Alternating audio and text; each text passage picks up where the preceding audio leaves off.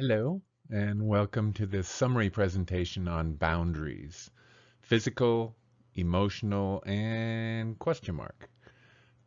Because on this personal journey of your personal recovery, one of the things we find that is that boundaries are in a constant state of development, a constant change of observation, and ways of empowering ourselves to establish and maintain those boundaries.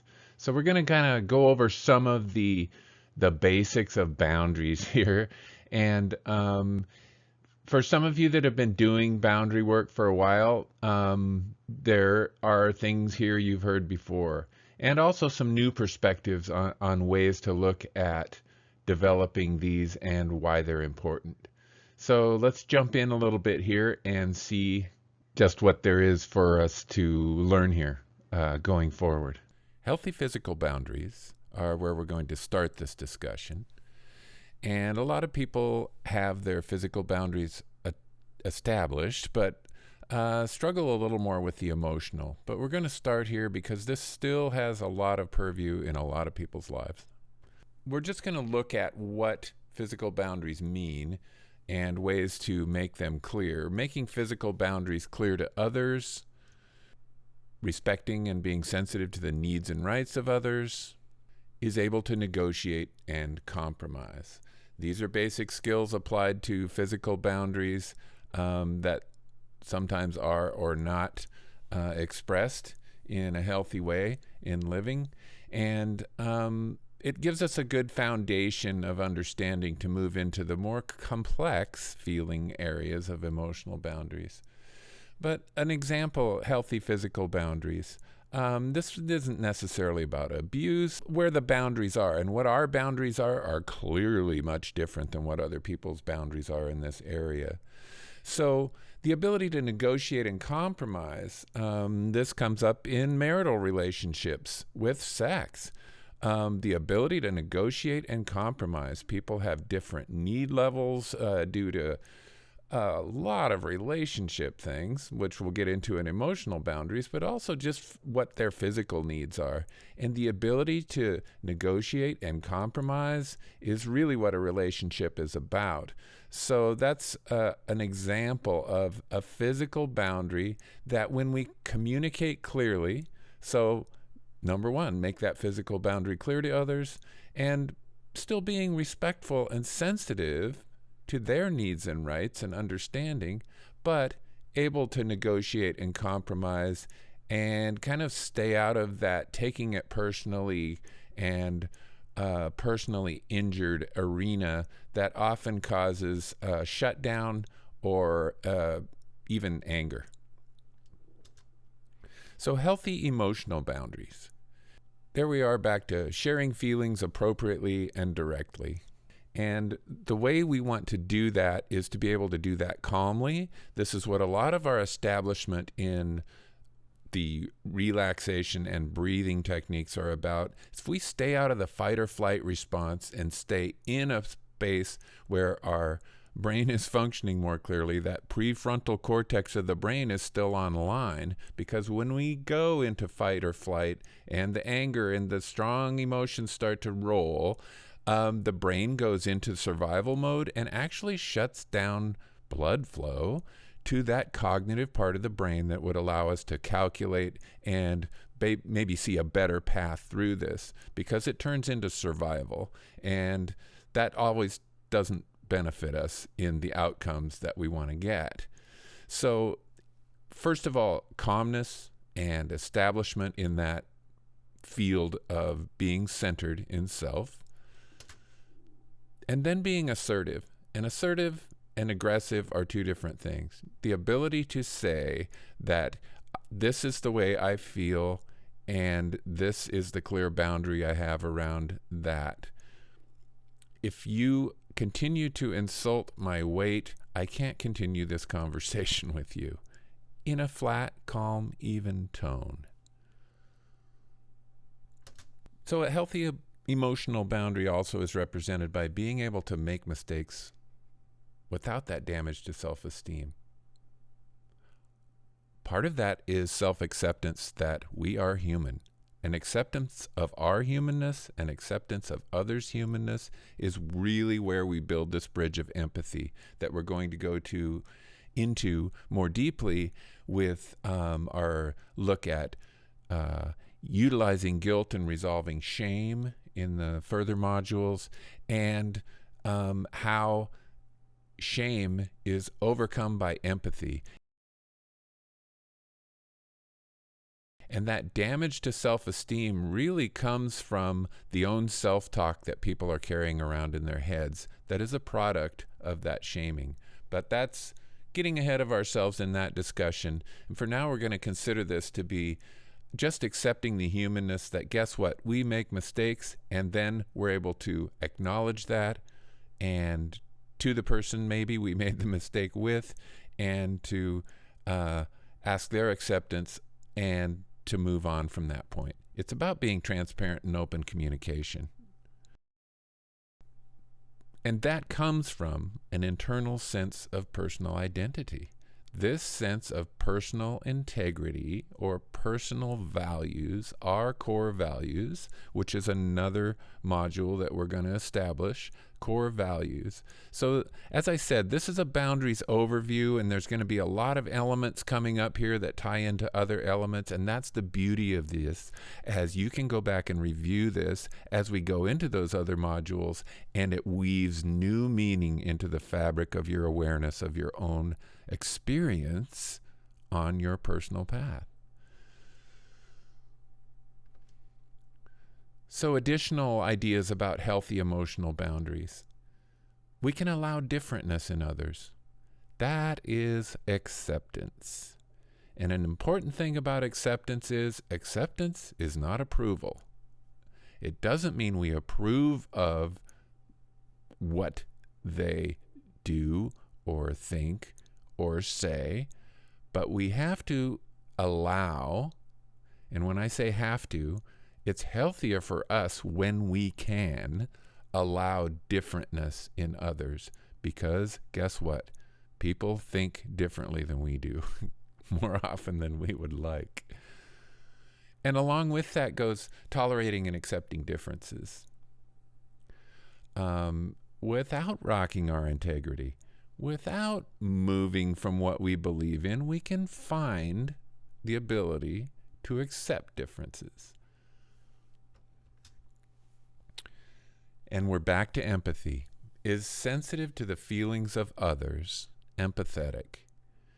So what we're talking about is the ability to connect with other people in their humanness and in the way that we want to, in a more healthy way. So here we are finding our way. And here's some questions to start asking ourselves about that. What do we define as boundaries? What is our most challenging boundary to maintain?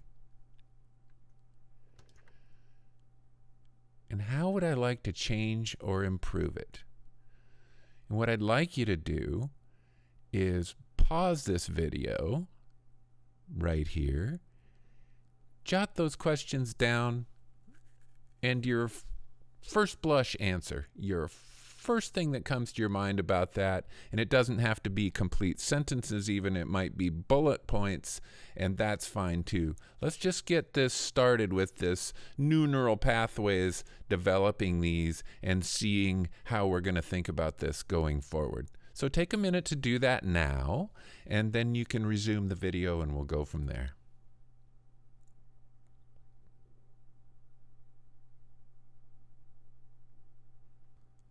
All right, so I'm going to be really interested when we have our next session together to see what kind of things you came up with at that juncture there. And there'll also be one of the podcasts where we discuss this with a few other people that I will send you a link to so that you can listen to what some other people had to say in response to some of those questions. So what are the challenges? Well, a lot of times we're not comfortable setting boundaries because we don't want to disappoint anyone. We want everyone to like us, and that's perfectly natural. In fact, speaking of natural, it's important to know that this is directly tied to our sense of survival once again, because in our DNA, from the tens of thousands of generations that preceded us and led us to here, one of the powerful things we know about epigenetics is we inherit the experiences of our ancestors in a very real way. Their experiences altered their genes, and those genes were passed along. And there's some fascinating research on that we'll go into in another module as well. But in this module, important to know that that was tied to our survival mechanisms because in the past, let's say in our hunter-gatherer past, when someone was not accepted or not liked by the tribe, if you got ejected from the tribe, you were not going to make it. So that essentially has tied it directly to our survival mechanisms. That's why it's such a powerful need to be accepted, to be connected. And a lot of times when we're coming into recovery and just rediscovering connection, because we know addiction to anything really turns into isolation. Addiction is about isolation, and recovery is about connection. So in this process of reconnecting, we have to have healthy boundaries. But we have those strong built-in reactions, right? To, I don't want to disappoint anyone. I want people to like me. I don't want confrontation. Okay, we all get that. But also, nothing is sustainable without boundaries. It's just a fact, because without boundaries, we're not protecting what we believe in.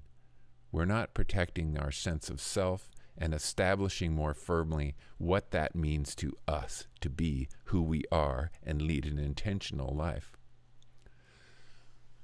So let's look a little more at some of these, what holds us back a little bit with boundaries. And those I'm going to call them boundary myths, okay?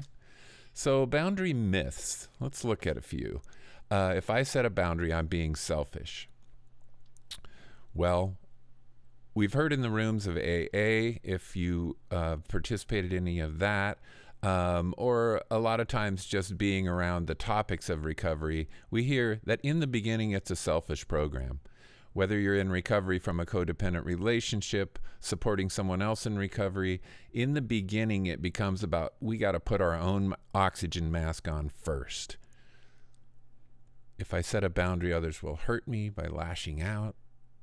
A lot of times that's coming from our own self-talk. If I set a boundary, I will hurt others.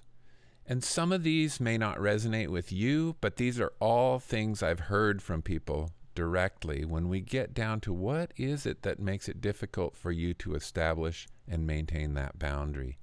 And so I just have a lot of different examples here. And what we want to do, and we'll cover this in yet another module, is look at when I have that reaction, what is the programming or what is my belief about that? What are the voices in my head saying that bring me to that response or that reaction? So what we want to do is look at different belief systems about it. And that would be looking at the facts. Instead of I set a boundary, I'll hurt others. Well, appropriate boundaries really don't control, attack, or hurt anyone. Quite the opposite. They are for maintaining the peace and maintaining good, healthy interactions. Here's one. Anger is wrong or negative. One of the approaches that you'll notice that in the languaging, so from the NLP module, we talked about how important language is. When I say always and never to myself in my self-talk, I'm really programming my subconscious to believe something that's just not true. So one of the ways we're going to shift our language is, instead of saying right or wrong or positive or negative, we're going to look at it as healthy and unhealthy, because that's really what it ends up being. When unhealthy emotions begin to weigh on us, it becomes a physical impact. So we're back to the mind and the body. And when the mind and the body are weighed down, the spirit can't flourish. So we're going to keep resonating these topics through that mind, body, spirit triangle of perception. There is such a thing as righteous anger.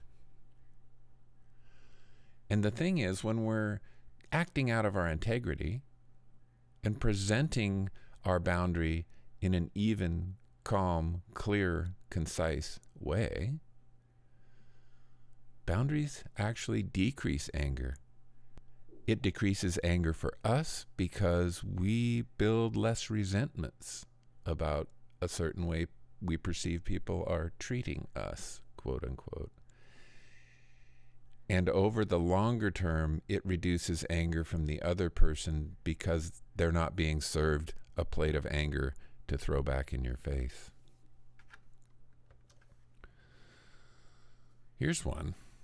See if that resonates for you at all. And if so, at any time while we're going through this, please pause this and make some notes. Journal your notes about this, because those are going to be so valuable to us to really personalize this to you when we talk and get this zeroed in on, laser focused in on what is your experience and how do we want to shift that, to transform that, to really give you freedom.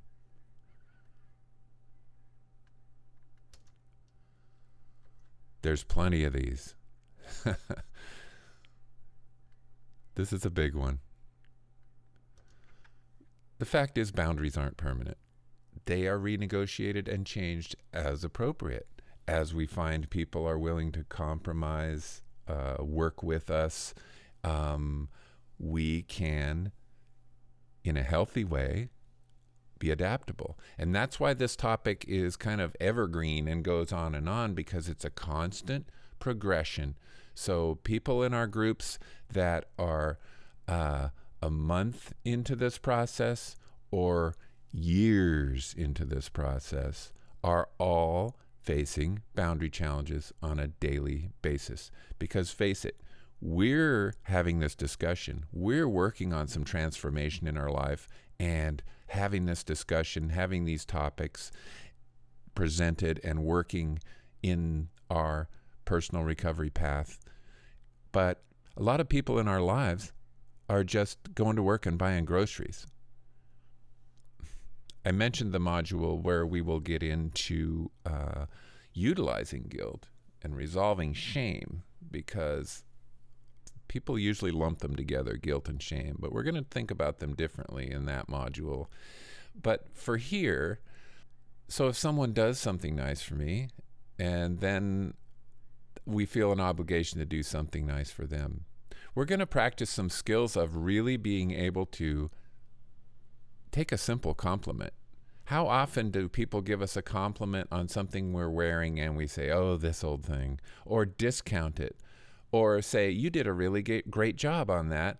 And we tend to come back with, yeah, but I felt this and I messed that up. And so I'm leaving a lot of little baubles in this recording purposefully. That's my transparency. That's my authenticity. That guess what? Things don't come out perfectly the first time. And that's my humanness.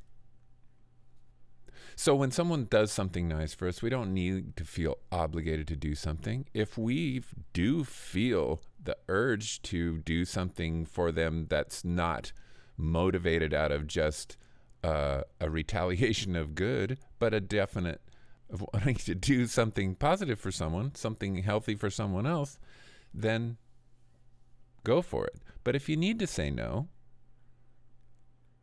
no is a complete sentence. And the last thing I'm going to just introduce here, because this is a big one, and we'll do a whole nother section on this, to get into this specifically, but I want to give you some other big picture, looking out there kind of things to think about, or where boundaries go from here. So really what boundaries comes down to is defining what's okay and what's not okay. I mean, it's that simple. And that, as we said, can be flexible and change with time, right? But why even have boundaries? It's about our personal integrity. And that integrity to self, that integrity to authentic self, and living this intentional life, controlling the things we can control and recognizing which things are completely out of our control, is really what the Serenity Prayer is about. And it's a very, very powerful piece of wisdom that gets used on a daily basis for good reason by successful people who are making transformation in their lives and gaining new freedom. And that freedom comes from living out of our own integrity and establishing firm, healthy boundaries with others in our lives, and internal boundaries for ourselves. Again, we'll get deeper into that in the discussions and some of the group discussions. But for now, knowing that boundaries are what's okay, what's not okay, and we're establishing those really to protect our integrity. So here's one other big idea I want to bring forward, and that is generosity, the G in living big. And I highly, highly, highly recommend Brené Brown. She has multiple YouTube videos out there. Her discussion of guilt and shame is exactly parallel to what we'll be discussing in that module about utilizing guilt and resolving shame. And that's going to be part of the study and recommended reading when we move into how we resolve shame, how we release it for ourselves and transform in that way and find that freedom. So this idea of generosity, what am I talking about? So, well, as it says, once boundaries are clear, we have a foundation. And that is the foundation to be more generous with other people. And what I'm talking about with generosity here is being generous enough to think, what if people are doing the best they can? And even asking ourselves the question, do I believe people are doing the best they can? Here's the key. When I assume that they are, it makes my life better. And this generosity to assume that they are is almost a selfish act, because it brings me personal peace. I think the best answer to this question I've ever heard is Brené Brown's husband, who is a pediatrician. His response was, I don't know if we can ever know for sure that people are doing the best they can, but I know my life is better when I believe they do. And you know, as a pediatrician, he's seen some parenting that was probably under par. But were those people doing the best they can in that situation? Given the way they were raised, given what they knew at the time, given the stresses they were under. And I think this is where we transition into really a larger understanding of compassion and empathy for what other people are going through. So in summary, I want to show you this link here to Jess Lively. She has a really interesting podcast and video interview show, and she had Brené Brown talking about compassionately setting boundaries in relationships. And so there's a link to it right there. It'll also be in the resources for this module, so you'll be able to access it there. I look forward to hearing your notes from the previous section, and how that comes together for you will be part of our walking this transformation together. Thanks so much.